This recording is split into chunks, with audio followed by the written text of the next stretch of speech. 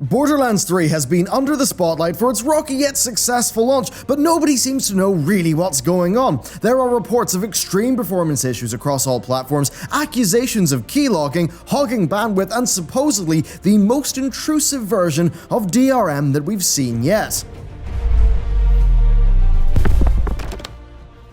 Hey everyone, and welcome back to another industry report, this time covering the Game of the Hour and Gearbox Games CEO Randy Show Me a Magic Trick Pitchford. Of course, be sure to like and subscribe and ring that bell if you want to support the channel and what we're doing. So, what exactly is going on with Borderlands 3? There are many up in arms across the net thanks to a ton of issues, many of those either being attributed to Denuvo, the situation that works with DRM to keep Borderlands 3 from being pirated, or to some combination of Gearbox and Epic mishaps. Really, there's a ridiculous amount of things, even ranging to people having their save games being deleted. Well, today, let's cut through this miasma and figure out what's actually going on. First off, though, let's break down what seems to be the initial source for some of these allegations. Now, this source, and the one that seemed to break the story, is a Twitter user who posted screenshots of two Discord messages, supposedly from a member of a notable Denuvo cracking group. They say the Denuvo has been rewritten from the ground up after a string of Denuvo games were cracked extremely quickly thanks to a supposed source code leak from a while ago, and that now, actually, cracking Denuvo is quite difficult. Now,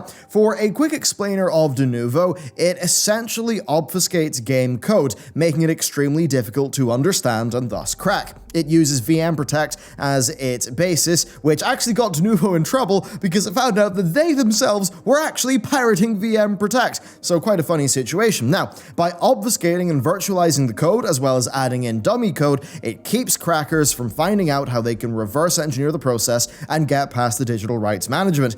Now, the reason that this has performance drawbacks is because each actual CPU instruction will essentially be blended in amongst many virtual machine instructions, increasing the execution time by quite a significant amount. Now, some games barely feel the Denuvo effect, but others, like Devil May Cry 5, got hit pretty darn hard. Same goes for Sonic Mania, where DRM-free versions of those games were performing up to 25% better because Denuvo wasn't there. Now, this has been the case for quite some time, although it seemed that Denuvo had met its end early this year, as many long-protected games got cracked at once, and the group involved gloated. Now, though, well, Borderlands 3 and eFootball PES 2020, yes, that's what they call it now, seem to be Denuvo entries that have yet to be cracked. According to this Discord post, this is because the new Denuvo is significantly stronger and supposedly uses the unique set of hardware in your machine to specifically get an encryption key, so basically just like creating a sort of hardware ID. And ultimately, though, this leaves the game uncrackable without defeating Denuvo at its core, while of course reducing game performance further.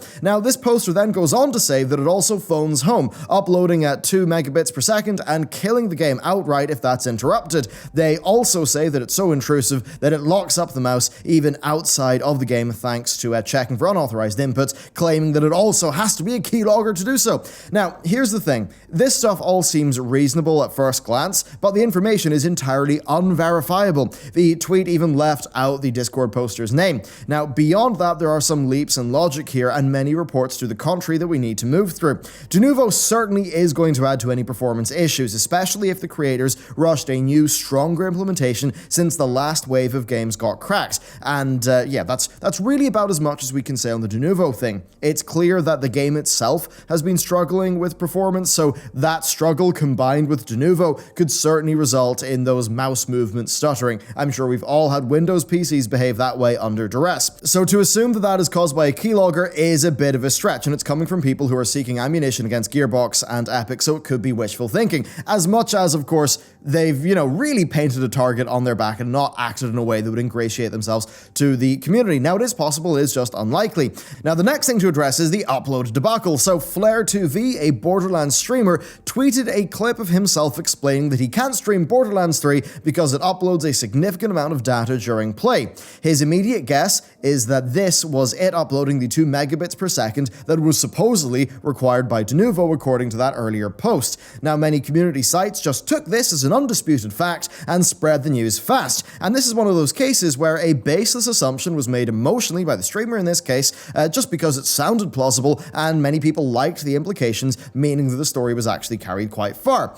To be fair, while Borderlands 3 is an online game and certainly would be sending gameplay data and telemetry home, 2 megabits or 250 kilobytes, that is quite a bit more than just usual simple online gameplay, and if that was the case, it could impact players who have poor upload speeds. However, people forgot about the feature that was added to Borderlands 3 for Twitch streamers, EchoCast. So the EchoCast extension for Twitch basically grabs a ton of character data from the streamer's game and allows viewers to inspect their character and their gear when they're watching the stream, and even claim some rewards alongside the streamer. It's a fantastic idea for driving stream engagement, but of course the extension is also uploading a little bit more data than seems reasonable. Many users have reported, even in response to Flair's tweet, that turning off the EchoCast feature, well, reduced those upload requirements for the game. And then one final point for this is that the game can be played offline. Now, if Denuvo or any other DRM was requiring to phone home constantly to authenticate, an offline mode would not be possible. So clearly in the first version of those stories being widely spread, just a lot of falsehoods were spread out, and that's, it's not a good job, is it? So generally, I would warn people to approach news like this with some caution.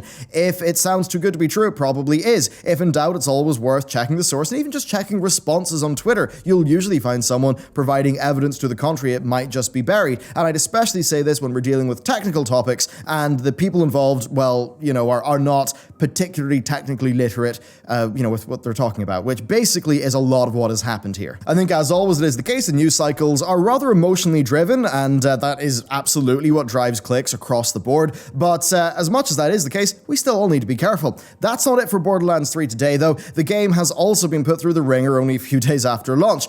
First, we've got a myriad of issues which range from hard crashes to overheating consoles to DirectX 12 performance being extremely poor in PC. And of course, because the Epic Store doesn't have game-specific forums, players have taken to the Borderlands 2 Steam forums to seek resolution for their problems. Performance is not the only problem, though, as one Reddit user claimed that they skipped hours of story content when joining a multiplayer game, forcing them to restart their character. As icing on the cake, we then have Epic's cloud saves making a vicious return. This new feature, which was rolled in only really to a few games a while back, had issues with Hyperlight Drifter, and generally it was, one of the worst cloud save rollouts I've seen in quite some time, especially as compared to the Steam baseline. And while it appears that it now has had issues with Borderlands 3 as well, as players have reported their saves either being rolled back or being outright deleted once they tried to save to the cloud. Now, given how cloud saves work, I imagine this is just it being poorly implemented on Epic's end. According to the Epic Games help page on the issue, it's related to their conflict resolution prompt not being offered, so players cannot choose whether to save, which one to save basically, like whether they pull down the cloud one or do a fresh local save, and basically that's just what's overriding them. Now, 2K have since given IGN a statement on this saying that they understand the frustration and they're monitoring community feedback while working with Epic to ensure the issue gets resolved, and their phrasing is quite explicit in placing the blame squarely on Epic. Epic have since deployed a hotfix, but it does not appear to have solved the issue for everyone. So, Borderlands 3's launch is clearly a catastrophe, right? A nightmare for players across all platforms, and surely Gearbox are feeling the burn. Apparently not. According to Randy Pitchford, CEO of Gearbox Games, and just an all-around character, the PC version just about doubled Borderlands 2's record for the concurrent players. That means that around 250k players were playing on PC when the game launched. Since then, it's apparently been climbing across all platforms, as Randy says, best numbers in Gearbox history. That's even higher than the genre-defining hero shooter Battleborn. Then, interestingly, he also says that it has just overall exceeded their expectations. Now, we don't actually have much of a breakdown on where the numbers are coming from, or just what they are beyond this, but it appears that the game has done exceedingly well on console as well as on PC if Randy's claims are to be believed. Now, of course, Randy's not going to admit if it did not do well, but it appears that the game has been a success by their own internal metrics. Saying that, though, it's also been pointed out that simply doubling concurrence in PC is a small feat given the hype, the marketing campaign, and the huge growth of the PC market since 2012, when Borderlands 2 launched. As an example for that, Steam peaked at 6 million concurrents in November 2012, whereas last year, that peak was over 18 million. Doubling concurrents in a market close to 3 times the size, well, that's kind of close to getting a third less players than expected. I mean, not really, but it's worth sort of tempering, with that information. That said, we're unlikely to get accurate data on Borderlands 3's performance until the 2K earnings report, so this is all just guided speculation for now. There is an interesting note to be made, though. The Epic Games Store concurrent player count doesn't necessarily mean that every player has given Epic and Gearbox their money. This is mad. Apparently, the Epic Store's DRM is fundamentally flawed, and one user noted that they were able to refund Borderlands 3 while it was still installed, and that they could just go into their system files, launch the exe, and play it. The game was removed from their library, sure, but their license was technically still active, so they could even play the game online, which is a bit mad. It's unclear if this license has since expired or will expire over time, but there no doubt is a problem there. It's kind of worse for piracy with, the charges being reversed, but it just shows another issue with Epic's implementation of their launcher and store. So, to sort of wrap up here in this bizarre video, Borderlands 3's launch has been an interesting event, demonstrating, schisms in games. It's a complete mess technically, but it reviewed pretty well as a game. Many people have been up in arms about the technical issues and the industry-related issues like the Epic exclusivity, the use of de novo worsening the purchasing player's experience, and the earlier review scandal, but at the same time, if Randy's tweet is to be believed, millions of people have been enjoying this game thoroughly. So, what's the takeaway from this? Well, if Randy's to be believed, then it does seem like the experience of playing the game matters a lot more to people than the periphery issues, and that the performance issues that many people either have or don't have are seen as acceptable losses to the developer and the publisher when they're taking potential sales into account, especially when they're going to be in the millions. So, with all of this said, I'm interested. What have your experiences been like with Borderlands 3? Are you enjoying it? Are you going to wait until Steam? Has have the launch issues just missed you entirely and you haven't actually received any of them and it's all working fine for you? I'd love to know in the comments down below, or of course you can discuss it in our shiny new Discord server. So, with that said, thank you very much for watching this video, and I'll see you next time.